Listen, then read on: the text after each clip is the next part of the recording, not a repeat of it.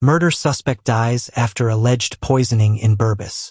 The news desk reports, Ram Singh, the suspect in the alleged murder of his reputed wife, 36-year-old Alicia Nareen, succumbed on Sunday, September 14, 2025, after reportedly consuming a poisonous substance. Singh was under police guard at the No. 75 Village Regional Hospital when he died around 14:30 HRS. The incident unfolded earlier that morning at a sawmill compound in Crabwood Creek, where Nareen, a domestic worker and vendor, lived with Singh. The couple, who had a common-law relationship for 15 years, shared 2 children aged 15 and 8 and had been experiencing ongoing domestic issues that had previously involved the courts. Investigations revealed that Nareen had video-called her cousin, Taramati Joseph, around 9:30 hours. During the call, Joseph witnessed Singh approaching Nareen with a cutlass. Singh then seized the phone and stated, Today I will murder her," before abruptly ending the call. Joseph informed her daughter about the alarming situation. Shortly after, Felicia Nareen, 18, was alerted by a neighbor that her mother was being assaulted. Upon arriving at the sawmill, she discovered her mother's lifeless body with apparent chop wounds and promptly reported the incident to the Springlands police station. Authorities launched a search for Singh and found him approximately 360 feet away in a sideline trench under a tree, suspected to have ingested poison. He was arrested, cautioned, and transported to the hospital, where he later died. Both bodies are currently at the Skeldon Public Hospital mortuary, awaiting post-mortem examinations. Motorcyclist dies in Essequibo Coast accident. A tragic accident on the Charity New Road has resulted in the death of a motorcyclist and serious injuries to another. The deceased has been identified as 27-year-old Daniel Gray, a resident of Somerset and Berks, Essequibo Coast. The injured man is 31-year-old Alex Jagopal, also from the Essequibo Coast. The accident occurred around 15:20 hours on Saturday, September 13, 2025, as both men were riding separate motorcycles eastward on the northern driving lane behind motorcar Pack 697. Investigations reveal that the 2 motorcyclists were riding side by side when the driver of the car signaled to turn south into a Chinese supermarket. As he made the turn, both motorcyclists collided with the right side of the vehicle, causing them to be thrown into the air and land on the southern parapet of the supermarket. Both riders sustained injuries. The driver of the motorcar, Patrick Murray, a 24-year-old pastor from Charity, was also present at the scene. All involved were transported to the Oscar Joseph Charity Cottage Hospital, where they were examined by Dr. Mahaz. Daniel Gray was pronounced dead upon arrival, while Alex Jagopal was admitted with multiple fractures to his left foot. Patrick Murray suffered facial injuries. Both Jagopal and Murray were later transferred to the Lima Regional Hospital for further medical treatment. Mother of 4 dies from gas explosion injuries. Big Smith News Watch reports, 4 children are now motherless following the tragic death of 36-year-old Harriet George, who succumbed to third-degree burns sustained on September 4, 2025, when a regulator on a Massey gas bottle malfunctioned. George's 13-year-old nephew, Jaden Jared, also suffered second-degree burns in the incident. Both were rushed to the Georgetown Public Hospital in critical condition. While Jared was discharged 3 days later, George remained hospitalized until her death on Saturday, September 13, 2025, at 12:15 p.m. Speaking with Big Smith News Watch, George's sister, Annette, expressed the family's anguish, stating that while they were informed of the severity of their injuries, they felt they lacked crucial details that could have led to overseas medical intervention.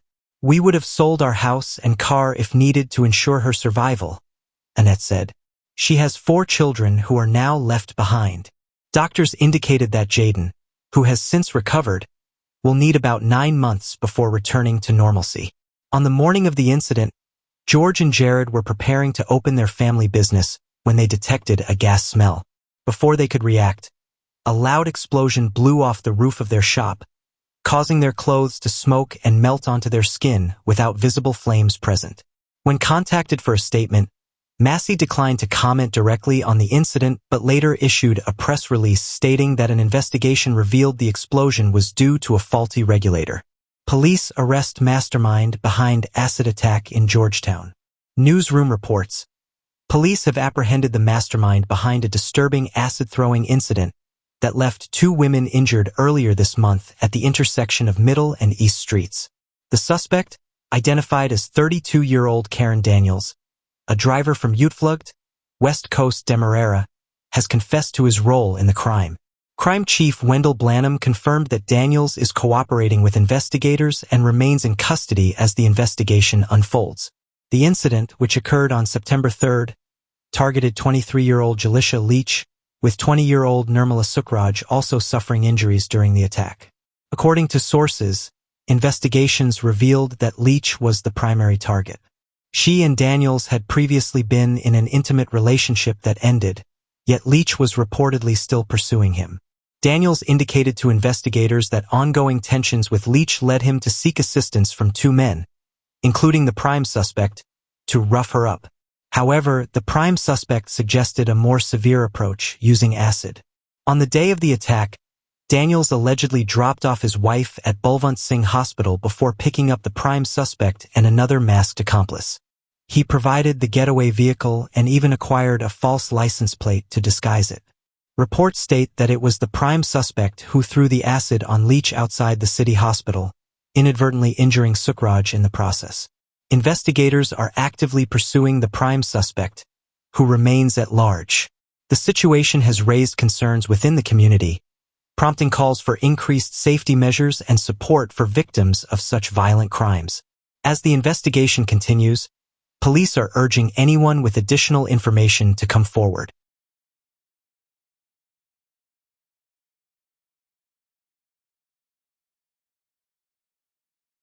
Opposition leader Azruddin Mohammed accuses PPP government of political victimization. In a social media statement, opposition leader Azruddin Mohammed has condemned the PPP government for what he describes as blatant political victimization and abuse of property rights against him and his family. Mohammed claims that a family property in Region 3 has been targeted, with issues escalating following the recent general and regional elections. According to Mohammed, the situation deteriorated when the PPP government illegally erected a large billboard of President Irfan Ali on his private property without consent. Following the election results, he alleges that government contractor Romain Bagwandan moved heavy machinery onto his land without any legal authority, using it for business operations worth hundreds of millions of dollars. When told to vacate, Bagwandan claimed he had permission from the Minister of Public Works and the Village Council, Mohammed stated, emphasizing that neither has any authority over his property. He questioned the legality of such actions, stating, "Are the Mohammeds now expected to hire attorneys to remove someone who is openly flouting the law under political protection?" The opposition leader accused the PPP government of escalating its tactics against dissenters, disregarding both national and international law. He called on the government to cease its campaign of intimidation and to respect property rights.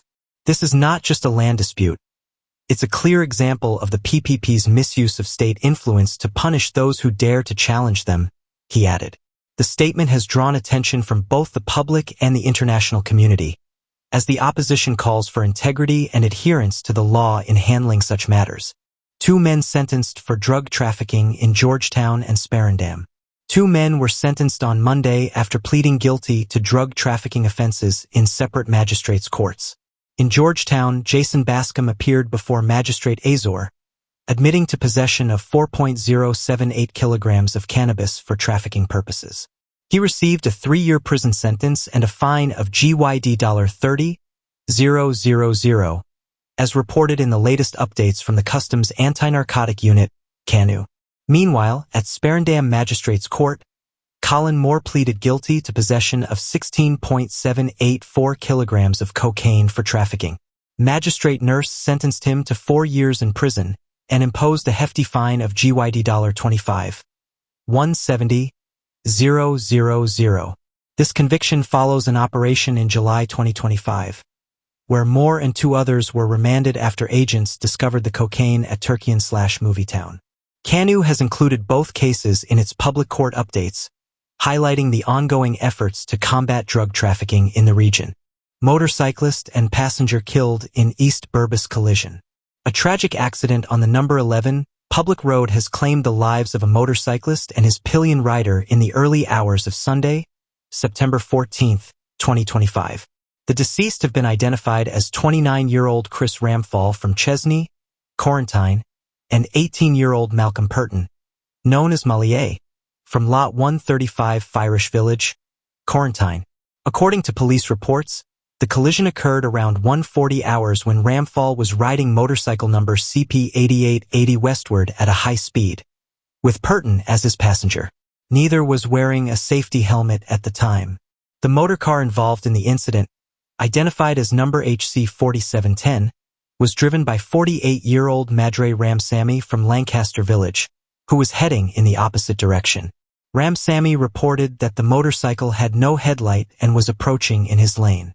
He attempted to swerve right to avoid a collision, but the motorcycle struck the left front side of his car.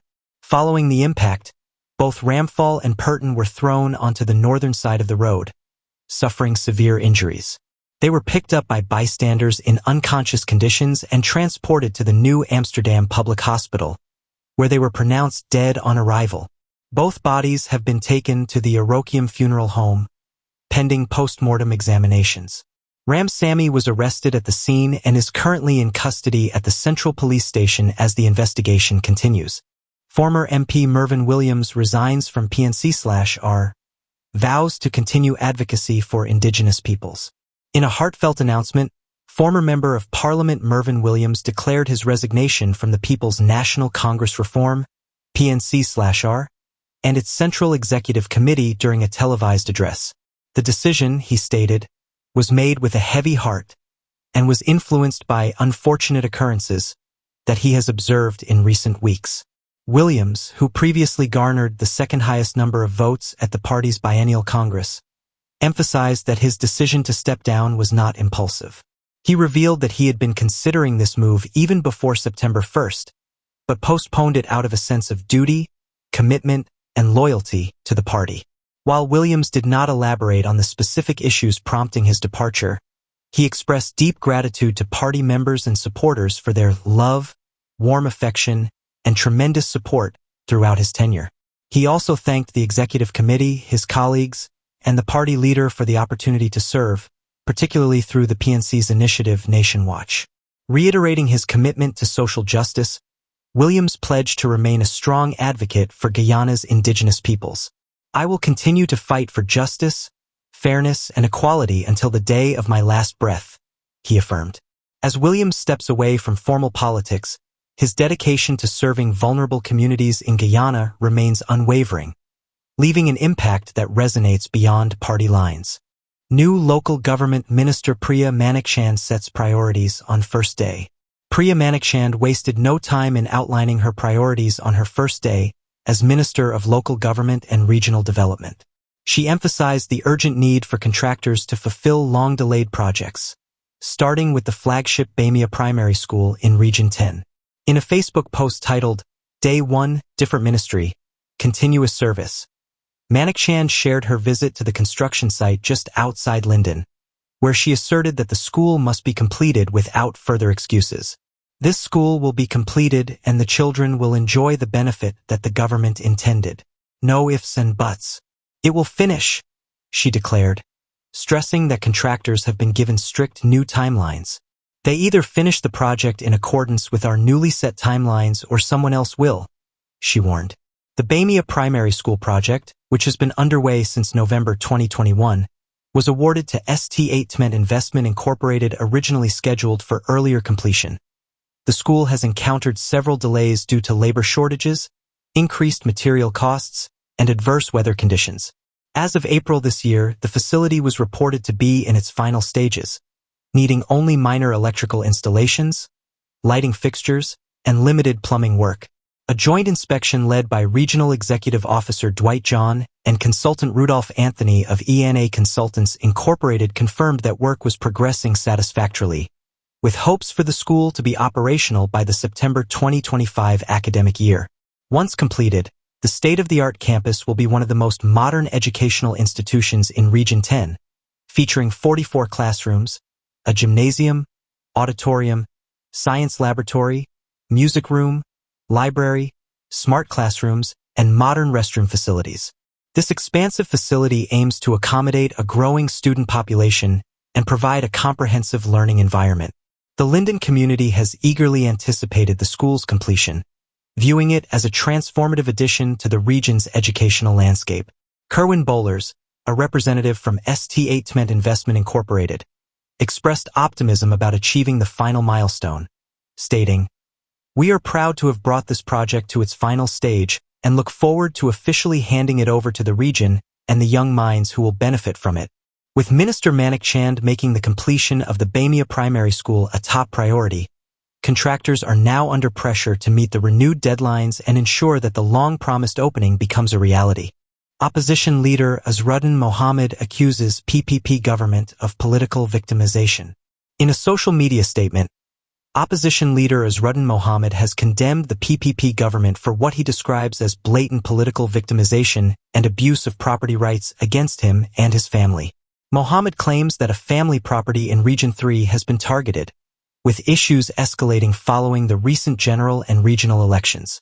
According to Mohammed, the situation deteriorated when the PPP government illegally erected a large billboard of President Irfan Ali on his private property without consent. Following the election results, he alleges that government contractor Romain Bagwandan moved heavy machinery onto his land without any legal authority, using it for business operations worth hundreds of millions of dollars. When told to vacate, Bagwandan claimed he had permission from the Minister of Public Works and the Village Council, Mohammed stated, emphasizing that neither has any authority over his property. He questioned the legality of such actions, stating, "Are the Mohammeds now expected to hire attorneys to remove someone who is openly flouting the law under political protection?" The opposition leader accused the PPP government of escalating its tactics against dissenters, disregarding both national and international law. He called on the government to cease its campaign of intimidation and to respect property rights. "This is not just a land dispute. It's a clear example of the PPP's misuse of state influence to punish those who dare to challenge them," he added. The statement has drawn attention from both the public and the international community, as the opposition calls for integrity and adherence to the law in handling such matters.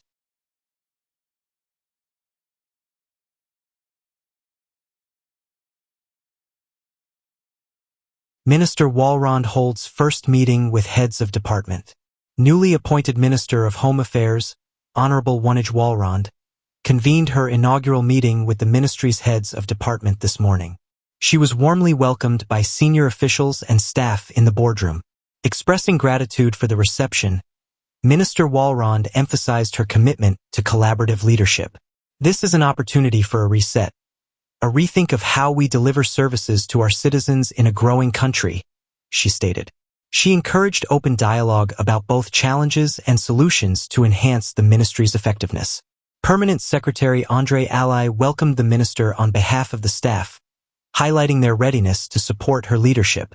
"You have a talented and diverse team. With your guidance and the support of Senior Advisor Mr. Ben, I am confident we can achieve our mandate," he affirmed. In a symbolic handover, former Minister Robeson Ben praised the leadership team and expressed confidence in the ministry's future. "We have set a strong foundation, and I believe continued synergy will enhance our public service delivery," he noted. The meeting marks the beginning of a new chapter for the Ministry of Home Affairs as Minister Walrond takes charge of its various agencies.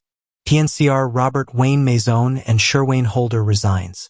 Newsroom reports, the People's National Congress Reform, PNCR, has experienced another significant resignation with the departure of Robert Wayne Maison, a long-standing party activist dating back to the era of former leader Desmond Hoyt. Maison, who serves as the People's Representative Counselor for Constituency 7, Stabroek Borda, at the Georgetown Mayor and City Council, confirmed his resignation to Newsroom on Monday. In his role as liaison officer to opposition leader Aubrey Norton, Maison was responsible for mobilization and outreach. He indicated that he has informed the party's general secretary of his decision and plans to submit a formal resignation letter later today. Notably, he will retain his elected position at City Hall. Maison cited feelings of disrespect as a key reason for his departure, particularly after his name was removed from the PNCR's national top-up list by Carol Joseph, leaving him on a regional list instead. He accused Norton of favoring friends, family, and favorites in the candidate selection process. "I find it disrespectful that Chairman Sherwayne Holder didn't get selected," Maison remarked, criticizing the party for undermining capable members. He expressed disappointment in Norton, whom he had previously supported, calling him not a man of his word. Maison's resignation follows a series of high-profile departures from the PNCR, including executive member Mervyn Williams, who stepped down on Saturday, and Chairman Sherwayne Holder, who resigned just a day later. Holder's resignation, which raised concerns about internal dissatisfaction, was confirmed by a senior party source. The back-to-back resignations have stirred unease within the PNCR, highlighting growing discontent with how senior and parliamentary positions are being distributed following the party's electoral defeat. As of now, the PNCR has not issued an official statement regarding these developments. Holder, previously a staunch supporter of Norton, was notably absent from the list of candidates selected to represent the coalition in the 13th Parliament. Efforts to contact him for comment were unsuccessful, further deepening the uncertainty within the party. Venezuela issues stark warning to Guyana and Trinidad over potential retaliation. Venezuelan Defense Minister Vladimir Padrino Lopez has warned Guyana and Trinidad and Tobago of retaliation if attacks against Venezuela are launched from their territories. In a video on Telegram, he emphasized that these countries would face a response in legitimate defense. Padrino's remarks come amid heightened tensions in the Caribbean, where U.S. military operations against narcotics trafficking have increased, which Caracas views as an attempt to undermine President Nicolas Maduro's government. He accused the U.S. of intensifying aerial surveillance, claiming that U.S. aircraft are equipped to monitor Venezuelan territory in real time. The warning follows Vice President Delcy Rodriguez labeling Guyana and Trinidad and Tobago as vassals of the U.S., urging them to avoid involvement in any aggression against Venezuela. Trinidadian Prime Minister Kamla Persad-Bissessar denied any collusion with the U.S., calling the allegations alarmism. While Guyana has not officially responded to Padrino's latest statement, it has previously supported U.S. counter-narcotics efforts. The backdrop of these tensions includes the long-standing territorial dispute over the resource-rich Essequibo region, claimed by both Venezuela and Guyana.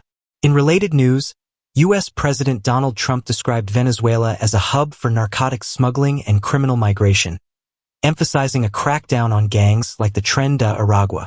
He reiterated his opposition to the Maduro government's actions, stating, "We don't like what Venezuela is sending us.